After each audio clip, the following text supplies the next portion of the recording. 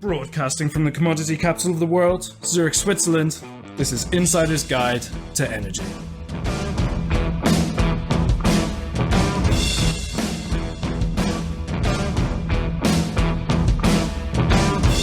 This edition to Insider's Guide to Energy is brought to you by Radioactive.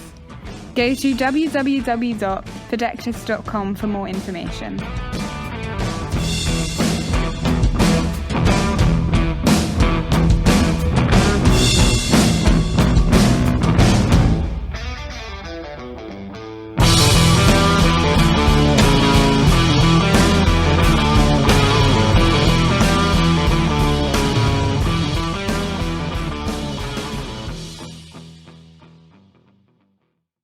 Welcome to Insider's Guide to Energy. I'm your host, Chris Sass, and with me, as always, is co-host Johan Oberg. Johan, what's going on?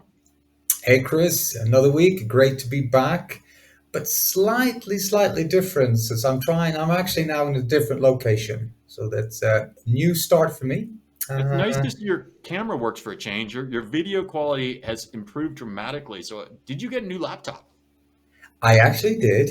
A brand new one, and I actually bought one at home as well, but unfortunately I didn't have the time to get home for this podcast. But so I'm improving my technology and all my stuff to make sure that we do this as good as possible. Well, it's good to be back together. I've done a couple episodes by myself during some vacation time for both of us. It's great to have us both there. I am looking forward to this because you and I have talked about doing an episode on nuclear for a long time, and we've covered a lot of energy. You know, we've gone everywhere. We've done a bunch of marine, we've done wind, we've done solar, and we've really gotten, we had Meredith on just recently talking about shorting the grid.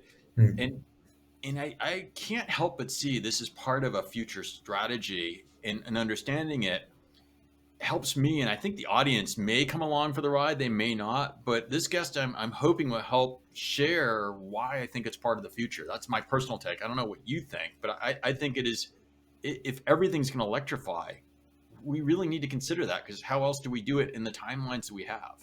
That's kind of what I wonder. And maybe I'm wrong, and I'm sure I'll get emails, and I'm sure I'll get some direct messaging saying you're crazy, you don't need to do this, worst idea ever. But I think it's worth considering in having the data to make an informed decision. And that's what I hope we do today. What are you thinking? No, I agree with you. I think especially interesting to see where we were, where we are, and where we're going. Obviously, with different approaches. Look where we are in Europe. We have two of the big countries in Europe and mainland Europe, and Germany and France, with what seems to be totally different strategies around this, which I think is quite, I wouldn't say strange, but it definitely interesting to how can we make such a big difference in the way we approach something that is so fundamental to kind of be part of the energy ecosystem. So that is something hopefully we can get a little bit of background on. And as an American, I tell you, that's not uniquely European. I mean, if I look at Ontario, right across the river from where I grew up in the U.S., very different philosophy on the subject as well, I think. Interesting, And I hope our guests will inform us of why some of these things are, because I certainly don't know. I just know they're different. Yeah, no, I totally agree. And also moving forward in terms of investment, always looking at, how do you find investment for something? Because it's big investments, long investments. So, yeah, looking forward to it. All right, so let's do what we always do. Instead of pontificating, let's bring on the experts and learn. Rod Adams, welcome to the program. Thank you, Chris. It's good to be here, and I'm excited to talk about my favorite topic. So, in the pre-show, you said, well, can I talk about my podcast? And I think it's fair that you introduce yourself, but also that you're an experienced podcaster. So why don't you introduce yourself and tell the audience where you come from? All right. Well, first I'll introduce the podcast. It's an Atomic Show podcast, and it's been on the web since 2006, and we've done almost 300 episodes. It's part of the Atomic Insights infrastructure. That's atomicinsights.com, and that's a blog that's been on the web since 1995. It's a place where I've been sharing my passion for nuclear, not just in technology, but in politics, economics, history, all of those aspects of nuclear. So right now I am the managing partner of a venture capital firm called Nucleation Capital. And we think that we're the only venture capital firm so far that focuses on advanced nuclear energy as part of the transition from fossil fuels to clean energy. And we believe it's really the source that can actually make the transition work. It's not the only source of clean energy, but all the others need some help. So I gained my nuclear expertise and enthusiasm as a nuclear submarine officer, spent 33 years in the Navy, also took a little break from a Navy career to try to start a small modular reactor company in 1993 called Adams Atomic Engines. We were a little ahead of the bleeding edge and closed that company down. I went back in the Navy and continued learning about nuclear energy. And from the back end of the Navy system, I spent 9 years at Navy headquarters and worked on financing things like atomic or nuclear training, nuclear maintenance, and I even served as the requirements officer for naval reactors for a couple of years. So I have a real good understanding of how the Navy spends its money on nuclear, and my perception is different from most. So that's essentially me. I'm a podcaster, I'm a blogger, and recently I became a venture capitalist and a real atomic enthusiast. Well, thank you so much for coming on. I'm looking forward to hearing what you say. But before we go there, I have to ask you, and you've said the word many times, and this is going to be about the dumbest question you've ever been asked, but we had in our comments this week someone commenting that if you can't say a word, you don't have the right to talk about it. Can you say the correct way to say nuclear? Nuclear. Yeah, nuclear. And you could look at it and say it like this: nuclear energy. Nuclear energy. Okay. So for whoever gave us comments before, because I think I got flamed for a bit of that, I hope that we are improving here. We're trying to meet the audience need, but that's just a little distraction. So tell us a little bit. I mean, when I first met you and we spoke, we talked a little bit of my preconception, right? So I've already opened up saying, hey, I actually believe it's part of the solution. So that probably tipped my hand a little too much. But I also grew up in an era where 3 Mile Island happened. I watched, Netflix got a show coming out on that. I really enjoyed reading the book about Chernobyl, all a bunch of scary stuff. And so let's start there. All right. We'll start with the fact that there are 3 very famous nuclear accidents, events that everybody remembers: 3 Mile Island, Chernobyl, and Fukushima. Now, those 3 happened over a space of about 30 years to have those 3 events. And the reason everybody remembers them is because we're constantly reminded of them. Nobody, and I've talked to people recently, how many people remember San Bruno, Upper Big Branch, even Deepwater Horizon? All those 3 accidents, which were all fatal, they killed, in some cases, a couple of dozen people, all occurred in the same year, 2010. But nobody remembers them because nobody ever reminds them that it happened. Now, those, by the way, are only 3 of an enormous history of fatal energy accidents. But in nuclear, we remember the 3, and of the 3, only 1 caused fatalities. There wasn't even any injuries or property damage as a result of 3 Mile Island. There was an incorrectly ordered evacuation and an incorrectly stated risk to the public from something called a hydrogen bubble, but that was not a problem. The event definitely destroyed a large, expensive industrial facility, but it didn't go anywhere outside of the boundaries of the plant. Now, Chernobyl was a definite difference. That one was a reactor where the operators managed to put the reactor in the most vulnerable position it could possibly in, the most unstable condition, a condition, by the way, that even the series Chernobyl said that there were plenty of people within the technology hierarchy in Russia. They knew that if you put the reactor in that condition, it would be unstable.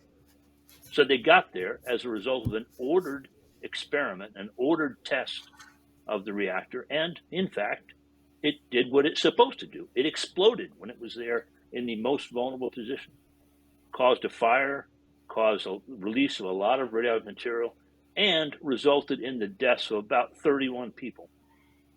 28 of them within the first 30 days.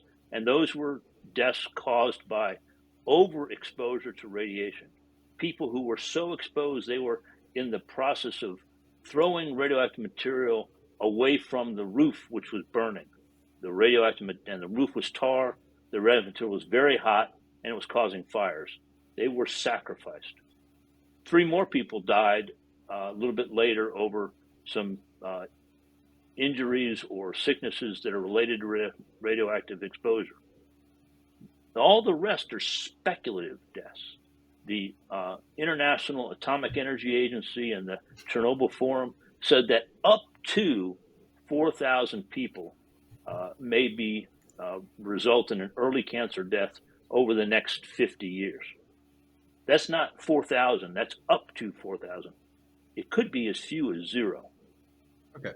Because the radiation exposure they received was low, below the level at which any physical evidence shows that it could cause cancer. All right, Go on, you get that question. So what I heard this time as in last is you think that the risk to physical life is low, and you're giving the history of the industry as your example. You gave me the example of living on a sub and sleeping and breathing and being near a reactor for many years of your life. Mm-hmm. that you think that's low. So let's take that one, table that. The second, I think, point that I brought up in our pre-call is, what do you do with radioactive waste? You're going to have all this waste. So if you look at renewables, if I look at wind, I look at solar, I look at these things, well, yeah, they have to make some stuff, and I got to recycle the blades of a turbine or whatever. But, the half-life is pretty short. So I guess, what do we do with this waste? That's my second preconceived notion. Yeah. Well, first of all, nobody's recycling blades from wind turbines right now. They're burying them in landfills. Now, secondly, the waste from nuclear reactors, the high-level waste that seems to be the issue of most concern, is pretty darn compact. If you didn't store it in the dry casks, it would cover a football field to a level of about 10 meters. One single football field for the last 60 years worth of waste from in the U.S. Now, what we do with it is very carefully store and monitor it. We keep the waste in a pool for the first 5 years or so after it's been used in a reactor. And once it's gone through and cooled down, we put that waste into engineered dry casks. It's a steel container with a concrete barrier around it. And those casks are designed to last about 100 years. They're licensed for 40 years by the Nuclear Regulatory Commission. But all that limitation means is near the end, they're going to have to go through a relicensing procedure and inspection and make sure they're still good. Okay, that material, that deadly material, as people always describe it, is only deadly if you're exposed to it. So far, worldwide, there has not been a single person who has been exposed to the used nuclear fuel that everybody worries about, because we know how to handle it, we know how to store it, we know how to shield people from it, we know how to use time, distance, and shielding to make sure nobody gets exposed. And to me, it's a solved problem. It's a lot easier to store nuclear waste safely than it is to imagine putting CO2 underground and keeping it there for a long period of time. It's solid material. It doesn't leak. The containers are pressurized with helium, and it's easy to detect if there's any leakage, if there's any crack at all in the material. So it's a solved problem. Now, there are ways to make it more permanent, but that's another question, another answer. So I guess I hear the logic there, and the only thing that goes through my mind, and Johan's obviously going to have some questions here because I can see the wheel spinning through the video, is there's this little conflict going on in the Ukraine right now that's not so little. And so you said so just objectively, said that there weren't very many deaths, but yet the Russians seem to camp out in the Chernobyl area, and there seems to be people that got a bunch of high radiation exposure. We don't know who they are, but some soldiers got dug in for whatever reason into hot ground. But that does question that the world isn't always a controlled place, right? So in a controlled environment, what you said sounds perfectly reasonable to me, but I also wouldn't have thought Europe would be at war in 2022. Well, this brings up another part of my thesis on exactly why nuclear's perception is different from the reality. And one is that the organizations, the entities, the individuals with the most to lose from a prosperous, growing, expanding nuclear energy field are those whose interests lie in coal, oil, and natural gas. Now, Russia is an oil and gas country. 50% or more of their income comes from selling oil and gas. So they are highly motivated to raise concerns about nuclear energy. There is no truth to the fact that soldiers dug into the ground at Chernobyl have been overexposed to radiation. There's simply no truth to that. It is a myth because the contamination in the soil at Chernobyl is well known and well understood. And I can't run through the calculations right here, right now, but I've seen people like Jerry Thomas from I can't remember where she's an expert on Chernobyl health effects. She's done the calculations, and there isn't enough material in the soil to cause overexposure. Now, the only place they could get that kind of overexposure, if they actually chip their way into what's called the elephant's foot, which is the melted fuel and basement of the actual physical plant. Nothing outside the plant could cause overexposure to radiation, even if they were there for months at a time. But isn't it also, I think if we look at, you mentioned in the beginning that the things that we kind of over communicated, we talk more about the accidents around nuclear than we do on some of the other things, which I kind of tend to agree on. But it is a little bit like the airline industry, isn't it? Where a plane crash is much more visible, it's much more scary in a way than the numerous of car crashes that we have, because it's so fundamental to view. But one of the things, if we take a little bit of a step towards this, I grew up in Sweden in the 80s, where we actually were affected by Chernobyl, so there is a connection to what happened there, and the moose and the berries that we had in the north of Sweden. So there is a personal kind of affection on this. But one thing that leads to is also the future of energy. I think there's difficult to say that the actual impact of nuclear as an energy source is undebatable. It is a great source, but is this a political then? If it is what you're saying, there is really no major concerns. We can take care of the waste. It is a phenomenal way of balancing also for the new renewable energies. If I look at two countries, and we discussed also in the US, but specifically in Europe, we look at two countries like Germany and France that in the last years have totally different approaches to nuclear. Is this purely political, or can they see the world so differently? Well, it's political, but as some people say, all politics is economics when it comes down to it. It's all about money. And again, the answer is that there's a lot of money riding in the energy business. It's a huge business, about $6 trillion a year. And there's an awful lot of interest, whether they be coal, oil, natural gas, wind, solar, geothermal, hydro.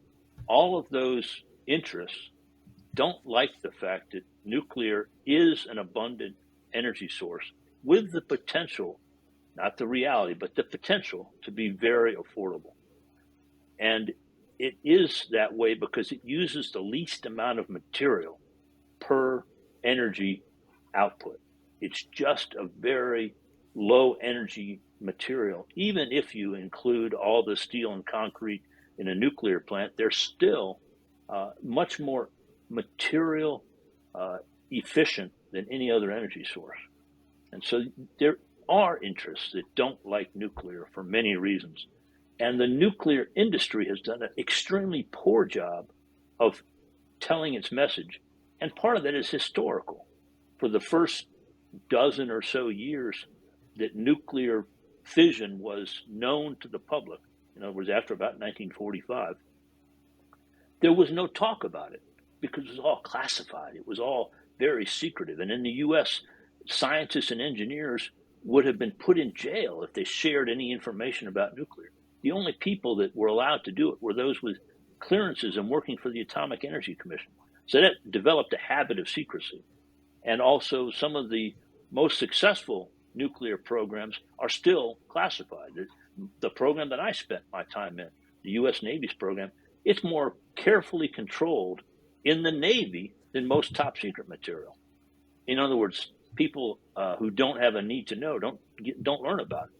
So it's not so good as in terms of telling its story to the public. And also, in the U.S., the only real people involved in nuclear were people involved in the utility industry. And again, that industry is not very good at telling its story. They never thought they had to advertise. They're monopolies.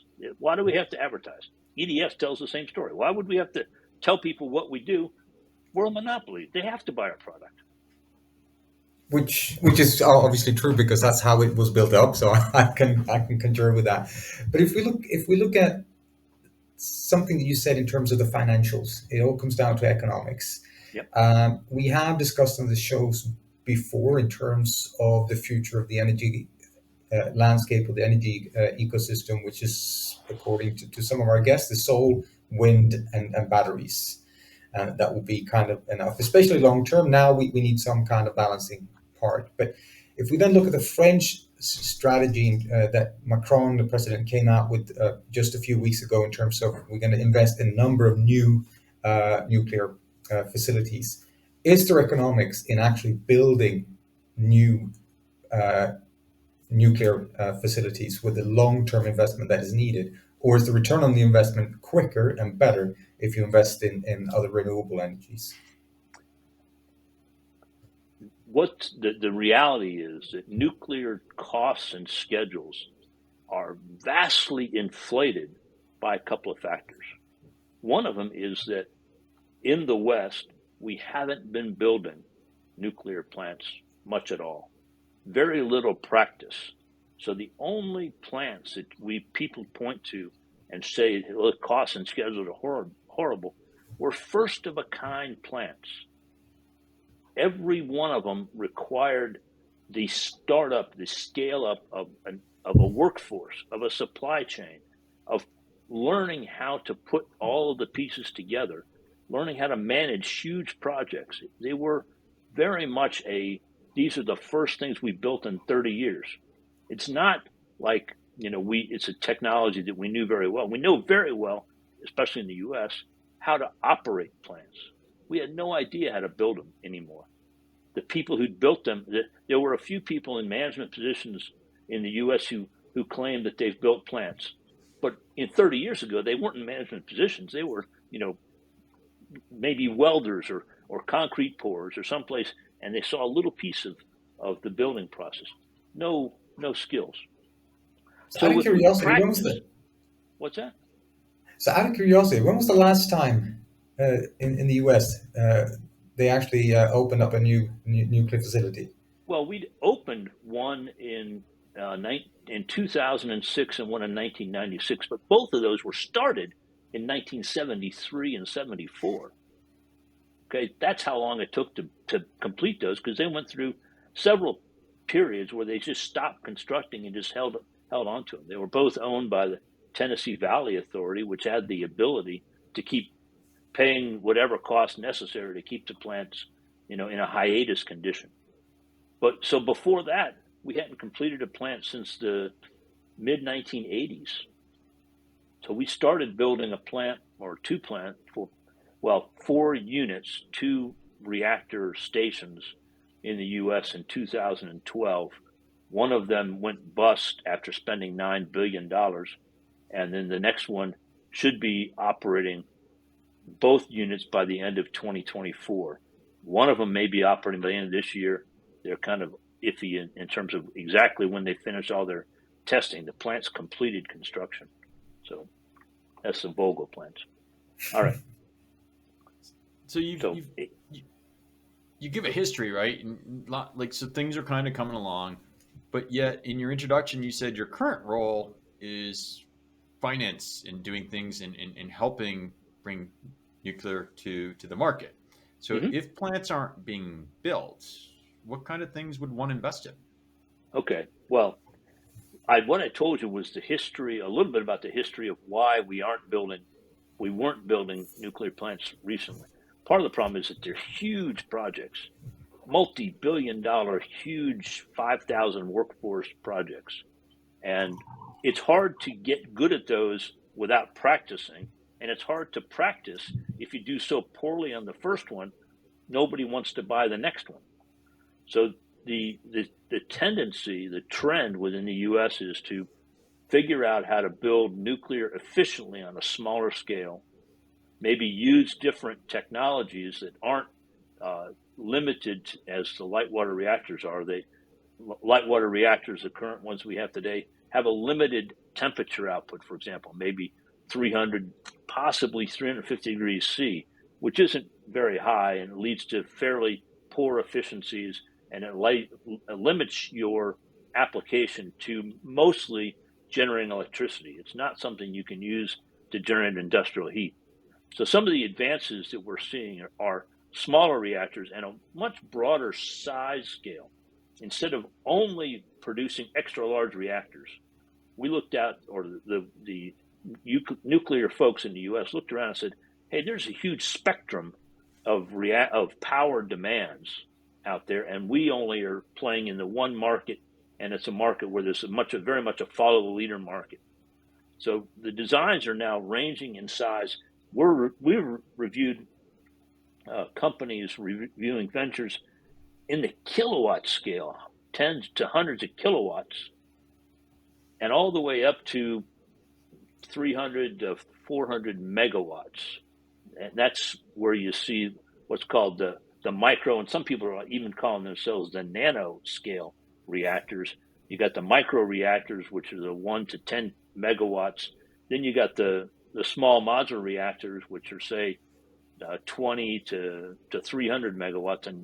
And of course, there's gaps in the middle, and there's different ways to name them. But having that broad scale or broad spectrum of reactors allows you to target different areas, different places where people aren't, paying 3 cents a kilowatt hour or $50 a megawatt hour or something like that. The grid scale, you're focusing on areas where the only alternative to a small reactor is a diesel engine. And a diesel engine is a complex machine, requires fairly costly workforce, is polluting, and it burns very expensive fuel, especially these days. I mean, I was driving in the state of Georgia, which is a fairly low-cost state here in the U.S., and on the marquees at the truck stops, they're selling diesel fuel for $5.70 a gallon. Okay, imagine what it costs to deliver diesel fuel to a small village in Alaska or to a mine in northern Canada. Those are applications where a lot of the new reactor vendors are looking at. And some other reactor vendors we're looking at are going back to the important market that I see is ocean shipping. Of course, we know that nuclear power can drive ships. We've been doing it since 1955. These guys are looking at building reactors specifically designed to power ships, which again, the alternative right now is diesel fuel. And they used to burn some really cheap fuel, and when they could dump fuel that had 20,000 parts per million of sulfur into the ocean environment, those rules have changed, and now they're all required to burn low sulfur fuels and very high cost, $300 a ton, $500 a ton, those kinds of things. But aren't you competing with hydrogen for bunker fuel replacement? I mean, that's kind of where a lot of money's going, right, for bunker fuel replacement. Well, yeah, money's going there, but hydrogen is a pretty easy fuel to compete against. First of all, how do you get hydrogen? You got to split other molecules. Maybe if you split CH4, that's methane. That's probably the cheapest way to get hydrogen. But instead of burning CH4 and getting the energy from both burning carbon and burning hydrogen, you're only getting the hydrogen. So now you're definitely at much higher cost than natural gas to burn hydrogen. Or you can split water, which in reality what you're doing is unburning hydrogen and then burning it again. So you get very little efficiency from that. The H2O is going to become H2O again when you burn it, and you have losses in both processes. Hydrogen is also extremely difficult to store. Natural gas is hard enough, and of course, transporting natural gas requires those very complicated LNG tankers. But imagine what it would be. Hydrogen is a much lower temperature at which it becomes liquid than natural gas, and its density is very low. So you got to have really big tanks. And on ships, space and weight are money generators. Any space and weight you're devoting to fuel, you can't devote to carrying cargo. So what happened? So I remember the Savannah was a project in the U.S., right? It was the first nuclear commercial ship, I believe. Mm-hmm. I'm not a historian there on that, but I know that it didn't work, or it worked, but it didn't catch on. So what's different today? Is it just the cost of the alternatives are so much more, or what makes this attractive today and not years ago? Well, Savannah was a one of a kind. Okay, so and she was designed as basically a show ship, a ship to go around and carry the flag and show people how cool and clean U.S. nuclear power was. It was part of the Atoms for Peace program. It's a concept ship, sort of like a concept car. Okay, the idea that a concept car could go out and be sold in the marketplace. You guys, if you know anything about cars, the concept cars may cost $300,000 or $400,000 for a car that in manufacturing would cost $50,000 or $60,000. Rough numbers. So Savannah costs a lot. She had a specialized workforce. Part of her initial problem was because all of the engineers had to go through nuclear power school, their unions demanded very high wages and salaries, which wasn't a big problem. They could afford them. But then the deck unions got really upset because the deck unions said, wait a minute, the engineers are getting paid more than we are. So one of the first things that happened to Savannah was she sat in port after being completed for a year while the unions tried to figure out how to pay the engineers fairly and maybe not pay the deck guys as much as the engineers were getting paid, which is, was a politics kind of thing or economics. The deck guys are used to being the highest paid guys on the ship. So that was the first thing. Then the Savannah went and had a very successful tour, 50 or 60 ports that she entered, performed very well, etc. But her time as a concept ship or show ship ended after maybe 4 years. Then she was leased to a line and it cost roughly $1 million a year more to operate Savannah than a similarly sized ship. But Savannah also was limited by the fact that she was designed to look pretty, and she is probably the prettiest merchant ship the U.S. has built in the last 70 years, maybe the prettiest ship ever. She did gorgeous. But her lines were designed to be pretty, not to carry cargo. Okay? So Savannah had cargo holds that were triangular up in the bow, made it very difficult to load the ship. So that contributed, a negative impact to her economics. And finally, she was decommissioned. She was put out to pasture in 1972. Okay? 1972, the price of oil was $3 a barrel. At the end of 1973, just 1 year later, the price of oil was $12 a barrel. And that difference would have made her economic if she'd been in service still by 73. She would have been economic. But again, she was a one of a kind for various reasons. So turn the clock ahead to 2022. So that's a long time. Mm-hmm. Yep. So you've talked about some companies and all these different size scale of generations. So you have different size. Are we at a place where you retrofit existing ships and can drop these in, or do you need to build a ship from the ground up to handle this? There's a couple of different companies going in different directions. Some are going in the direction of building a ship specifically around the reactor plant. Some are also trying to figure out and actually succeeding in figuring out how to fit the nuclear generator into the same space as the current diesel generators, because many ships today are diesel electric. They're basically hybrid ships where they have the diesels are generating electricity in the middle of the ship, and they're distributing it out to electric motors that are driving the ship, and also to supply all of the electric loads. And some ships have very large electric loads. If they're cruise ships or if they're refrigerated container ships, they have large electric loads. So again, there are companies who are designing generators that can fit to replace the diesel generators and fit right in with the existing ships.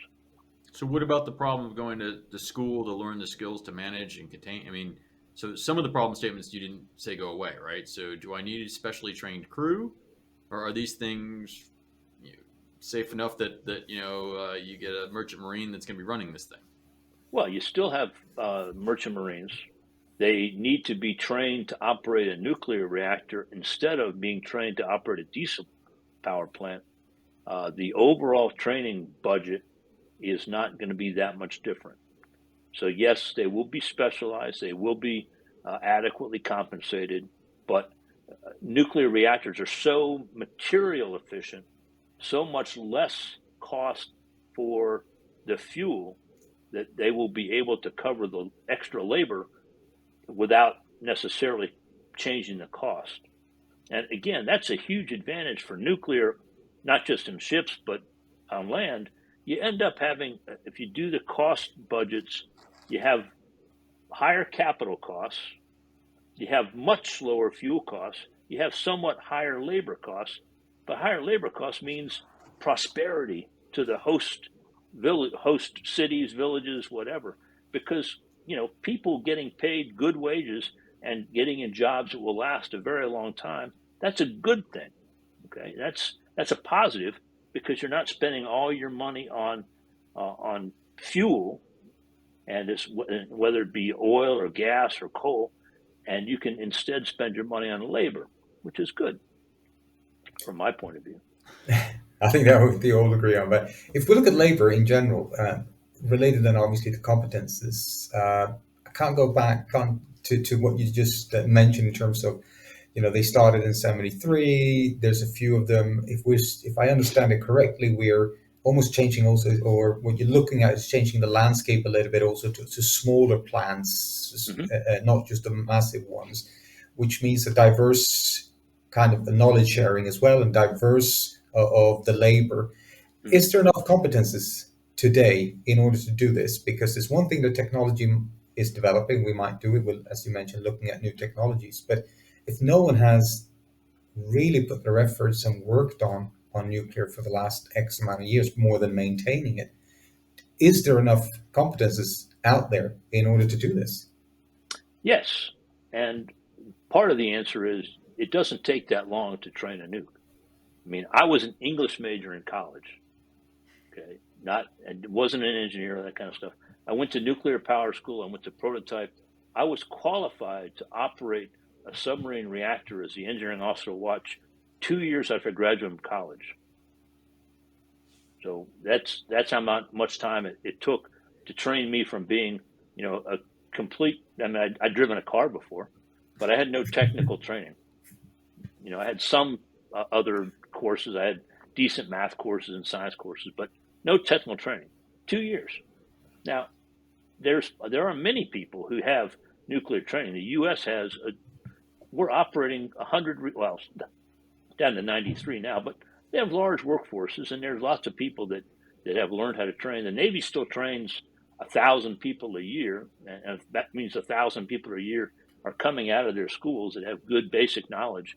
And the new plants are designed to be somewhat simpler to operate, somewhat less intensive in terms of how much you have to know, and much more focused on digital stuff and computerization and control systems. And of course, there's lots of expertise in those areas. So I don't see personnel as a problem. There's always going to be people who are willing to go to school to learn a job that pays in the six figures. It happens. So I guess we have a little bit longer, and so let's talk about the energy transition. So you gave some use cases. I'm up in Alaska and I have a mine that I want to run, or maybe I'm in an island nation. I don't want to import diesel all the time. How do we get to some of the climate change goals or electrification goals that people say with what you see in the pipeline? Because we're not building the big grid scale stuff, at least in the U.S. They're not. I mean, Johan talked about a French decision, but I mean, universally, it's not happening, I don't think. So how does this play out in your mind? Where do we go from here? Well, some of the smaller reactors are designed to be ganged together to produce a pretty good sized power station. For example, there's a company called NuScale, which just went public, by the way. NuScale has got a reactor module that's 77 megawatts, and the first plant they're going to build is going to be a 6-pack. So it's going to be 6 times 77 megawatts, or 420. I won't do the math in my head, but they also have a 12-pack design. So that's another almost 1,000 megawatt power plant. General Electric is a company that's had a long history in nuclear and has designed a small modular reactor called the BWRX 300, which is going to be cheaper per kilowatt hour than very large reactors, and again, designed to build multiples on a site. You mentioned Ontario, maybe I can't remember if it was the pre-call or this, but Canadian reactors have always been ganged together. Not all of them, because there were one of a kind at Point Lepreau, and there was one in Quebec at one time.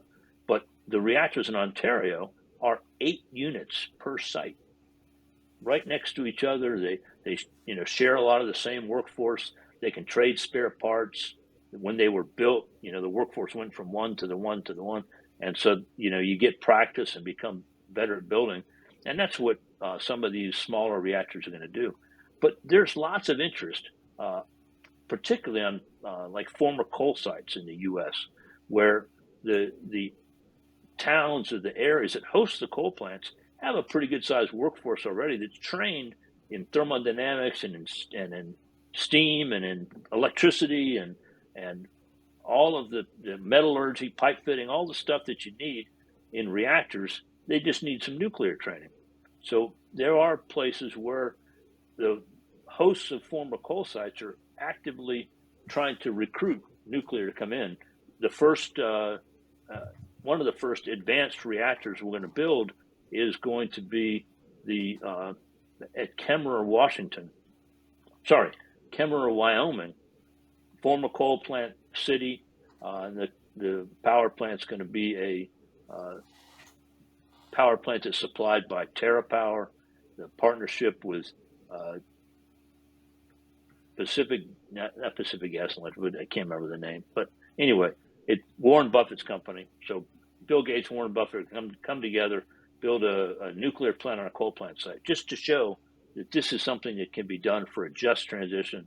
You use some of the same workers, the same workforce, same training, and you keep the community together and able to have a community where you don't have to have the kids go away and the community just age out and die.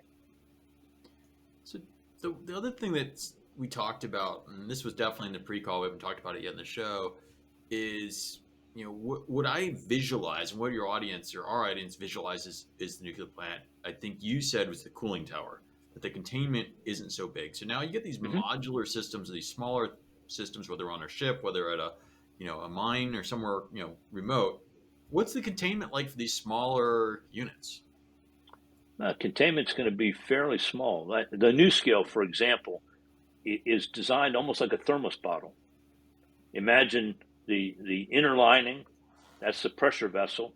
The outer lining is going to be the containment, and it's all one tube that has the whole system inside of it, and that's going to be fit on the back of a semi-tractor trailer. So each one of these modules will be transportable or fit on a barge. So the containments are going to be smaller, partly because all the energy release that you have to calculate to figure out your containment size comes from a much smaller plant.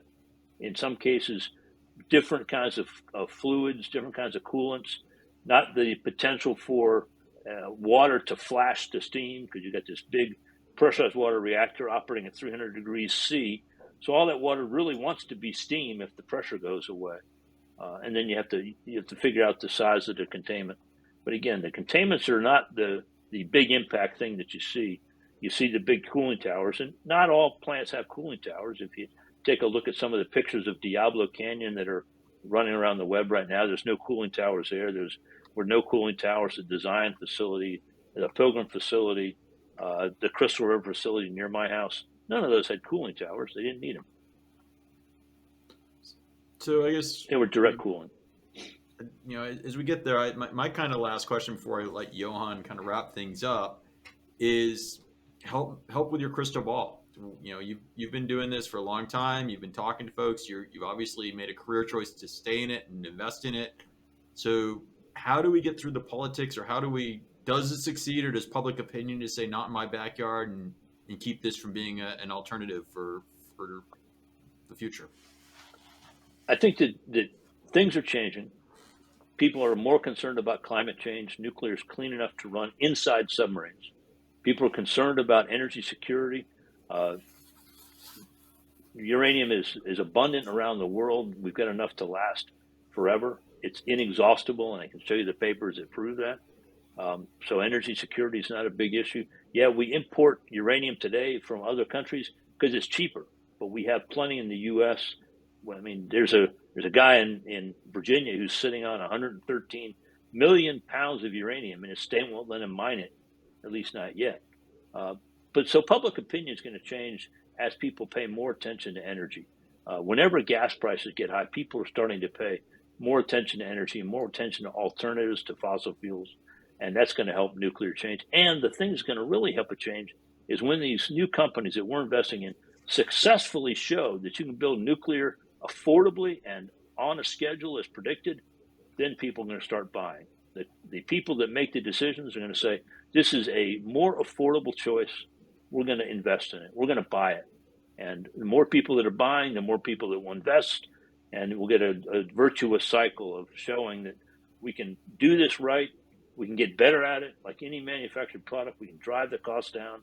And that's going to be what makes nuclear successful. So last question for me, and before we wrap up, and we mentioned this, of course, with prices going down, we see that across all businesses in general. But is there anything other specifically when we look at innovation around nuclear that you would say is kind of part of this game changing in your world that actually makes this happen? Because surely we're not replicating what we did in 73 with such a long term, etc. Is there one or two things that you can pinpoint on, apart from prices, that actually is a difference from then to now that is in favor for nuclear? Well, first of all, we've got 40 years worth of experience in innovation at the university level and those kind of things. Well, we weren't building. There was lots of people who were trying to figure out ways to do it better. So we've got a lot to draw on.